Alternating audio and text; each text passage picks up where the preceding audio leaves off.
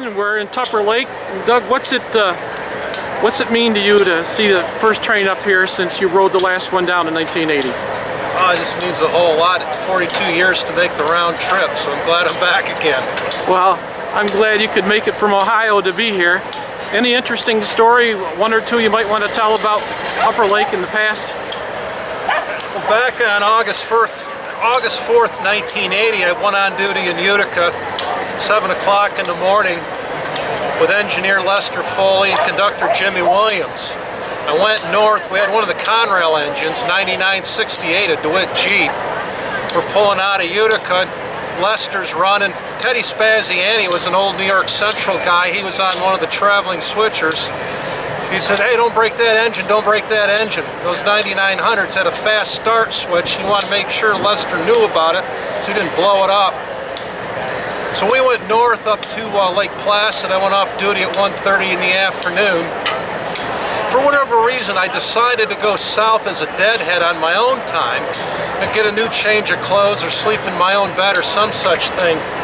So I was going south. We had that Conrail 9968 3 miles north of Floodwood, and we derailed. We put the whole train on the ground except for the locomotive. How fast were you going about? We were doing 30-35. We just come into a 10 zone. Durwood Carman was the engineer. He pinched it down to 10.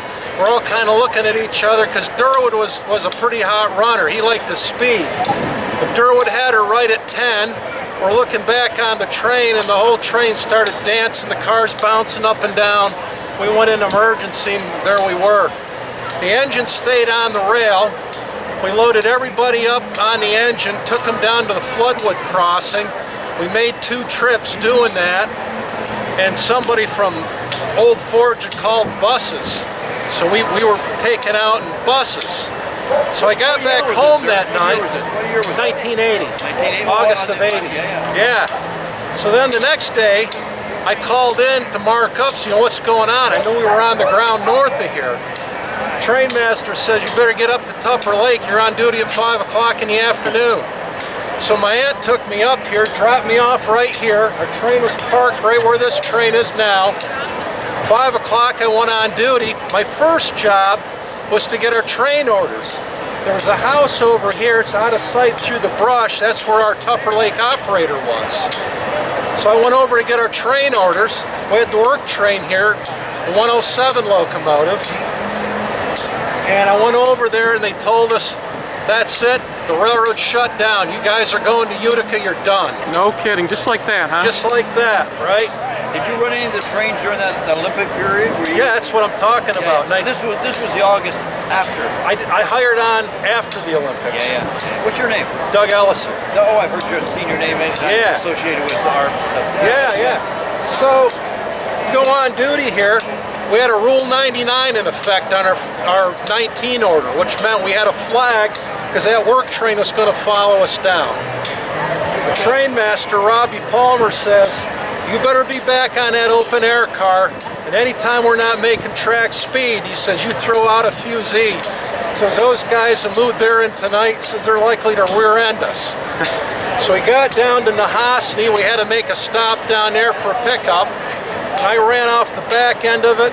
I put down 2 torpedoes, threw off the fusees, got whistled in. Remember, we didn't have radios back then. What's a fusee?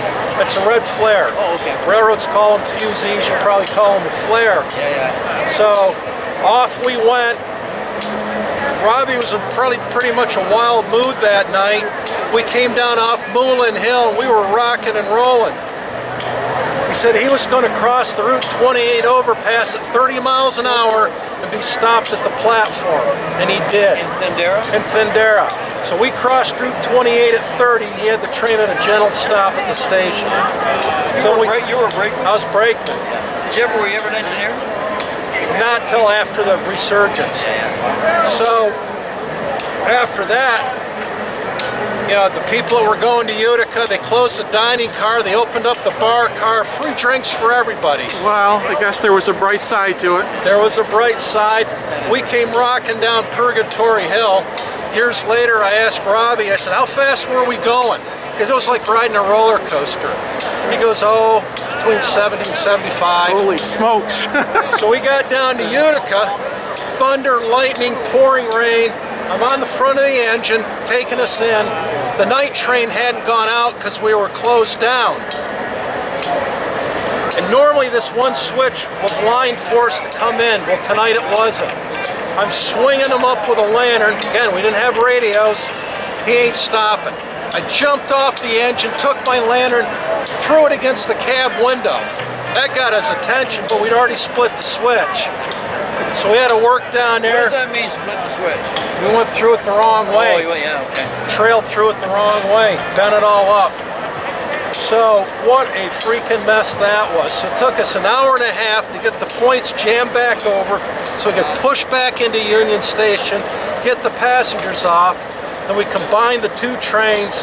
We had engine 29, 28, and must have been 7 cars. And they marked me off duty 1:30 in the morning. And I rode the deadhead, move up to Findera. They shut the engines off, and that was it. That was the last hurrah of the Adirondack Railway. That was the morning of August 6, 1980. I walked off the train. Have you been doing rail work during the resurgence, down in the Findera, Big Moose area? Have you been running trains? I came back in 1992.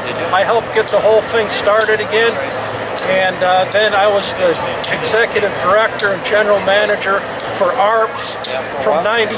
Well, I was with a chapter in 93, ARPS from 94 to 99, getting Placid open, getting the washouts between here and Big Moosefield. So you know what our buddies Bob Hess and Jimmy Ellison and all those guys? Oh, yeah, I just saw Jim Ellison in the station. Yeah, I was sitting there with him.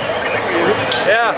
Well, dream come true for him to come up here, to get Oh yeah, you worked at it for years. well, Doug, thanks for that great story. Thank you, Let's John. hope that the resurgent Adirondack Railroad doesn't end in that kind of fashion. 42 years to make the round trip, but I'm back. You're back, Doug. Thanks so much. All right, you're welcome, John. Well, the run around the train is completed. The engines are now facing south.